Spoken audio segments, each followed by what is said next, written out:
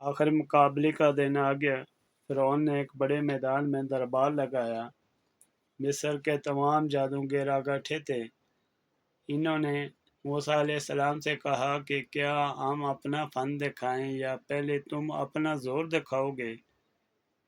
حضرت موسیٰ علیہ السلام نے فرمایا کہ پہلے تم اپنا کام کرو۔ اس پر ان جادوگروں نے اپنی رسیاں اور چھریاں زمین پر ڈال دیں۔ وہ فوراً سانپ بن کر زمین پر ادھر ادھر دوڑنے لگے۔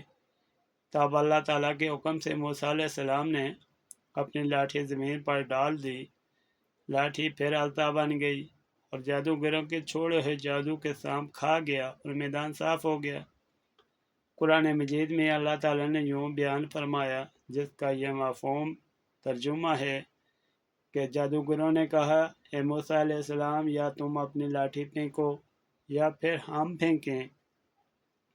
موسیٰ علیہ السلام نے کہا کہ تم ہی پہلے پھینکو۔ پھر جب جادوگروں نے جادو کی بنائی ہوئی لاٹھیاں اور رسیاں پھینکیں تو لوگوں کی نگاہیں جادو سے ماہر تھیں اور اپنے کرتبوں سے ان میں دہشت پھیلا دی اور بہت بڑا جادو بنا لائے۔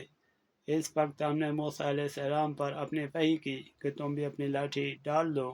جو ہی اس نے لاٹھی پھینکی تو اچانک کیا ہوا کہ جو کچھ جھوٹی نماز جادوگروں کی تھی سب اس نے نگل کر فنا کر دی۔ حق قائم ہو گیا اور وہ جو عمل کر رہے تھے باطل ہو کر رہ گیا۔ اس موقع پر وہ مغلوب ہو گئے اور ذلیل ہو کر رہے۔